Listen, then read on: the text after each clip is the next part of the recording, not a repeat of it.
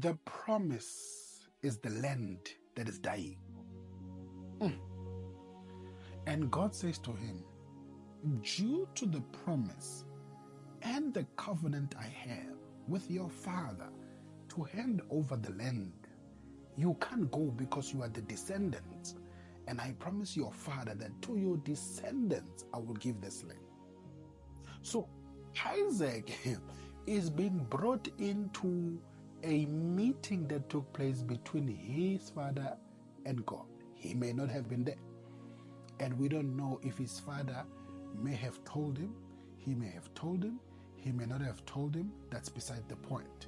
The point is God is bringing him into the details. That perhaps there is this detail you don't know, Isaac, about the famine you are in. That the famine is not the reason for you to act in this manner. On the contrary, the promise should be your guiding light. So lesson number one we extract when we are in a famine is that we need to seek to hear from God. You know, as Christians, many times, many times, we are reviled out there for being people who just pray the whole day and that's all we do. And there's no action in our lives and so on. But we will see from the life of Isaac that actually there's a place of prayer and there's a place of other things.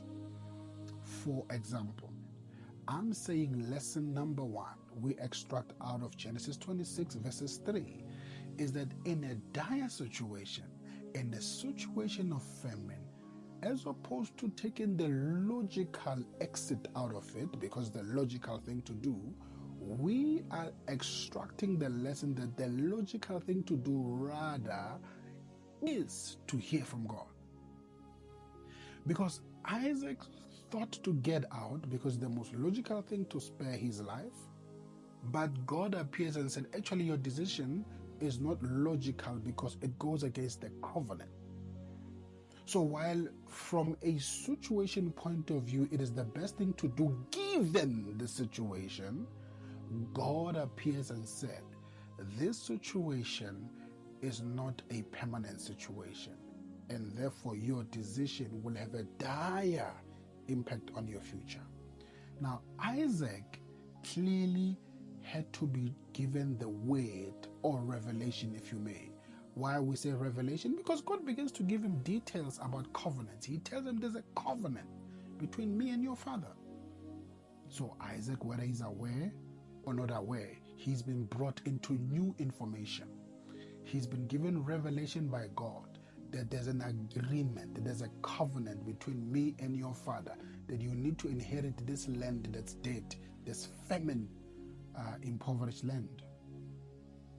Now we are learning out of that therefore the first thing to do, the most logical, spiritual thing to do is to get the word, is to hear from God. Well, I know that it's not possible for you to hear from God without prayer. So this is where prayer has one of those amazing benefits, because to be able to hear from God, you're going to have to approach him in prayer. Indeed, we can hear from God by studying the word, but because there are specific situations we may need to extract the wisdom of God. Lord, is it the right thing for me to go down to Egypt? You will need to hear from God for that. And so we are learning that the first step to take is to approach God, and we approach God through prayer. Now, when they insult us and say Christians, all they do is prayer, this is the part where you should be proud of the place of prayer, because it's one of the most amazing tools, one of the most amazing advantages that God has given us.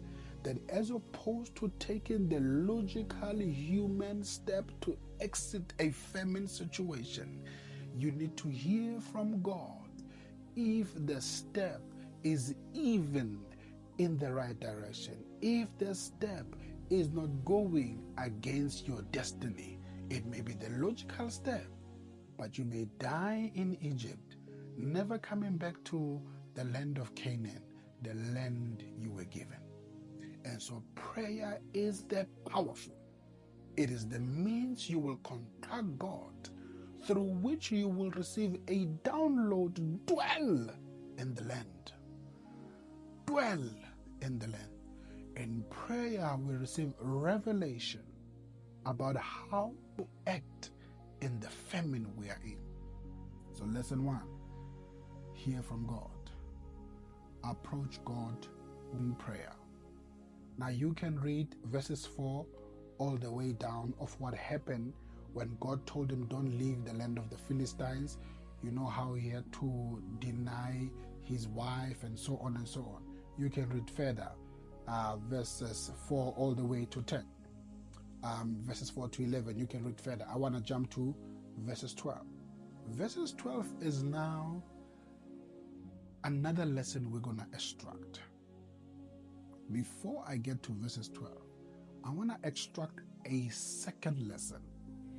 The first lesson from the story of Isaac in a famine, that if I'm in a famine, if I'm in a situation where I have decided there's no other way but to live as the only hope to ever seeing a better life, that's me deciding logical.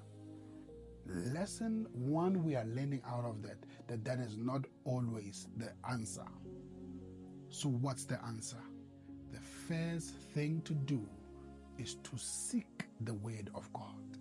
Seek to hear from God. Approach God in prayer and stay in prayer during that famine until you receive revelation. What is revelation? Revelation is the word God will give you concerning that famine on what you ought to do. In the case of Isaac, he said, don't even go. We will extract lesson 2 from it. Lesson 2 is that God instructs Isaac not to go. Isaac was going not because it's fun. He's going out on a holiday. No. He was going as a means to spare his own life. And God comes and tells him, don't go. And we know that Isaac obeyed because God said, dwell in the land, and he stayed. Instead of saying, there's no way, I'm going straight to Egypt. Lesson 2 is that in receiving from God, in receiving instruction from God, in hearing from God, it will take obedience on your part and obedience by faith to see the realization of what God spoke. And what do I mean? Well, being told to stay in a land of hunger, no sane person will agree to that. Now imagine, therefore, Isaac obeying.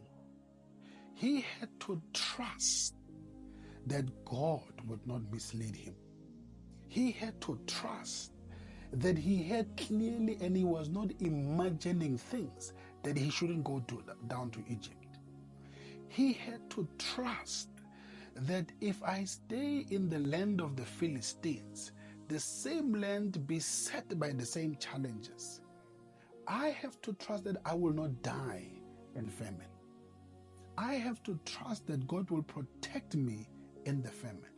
So lesson 2 is that not only must you receive a word of revelation from God, that you will have to step into obedience by faith.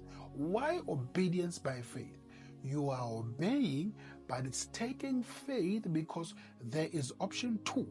And option 2 is the logical thing where you can just get out. And if you're going to stay, because God spoke clearly to your spirit that stay in the state, your staying is an act of actual faith. Your staying is not just obedience, it is a step of faith because you are staying believing that God is not meant to lie. You remember what Saul did when he saw the wealth after they defeated the other army. He was tempted to take the goats and the sheep after God told them, don't even take a thing, destroy everything. And when the prophet Samuel asked him, why did you take these things? Did God not say you should not take a thing? He said, no, but I was taking it for an offering and so on. And the prophet said to him, you were taking it to sacrifice to God. But obedience is better than sacrifice to God. So we know that the step the man Isaac took by staying, because he was told stay, is a step of obedience by faith.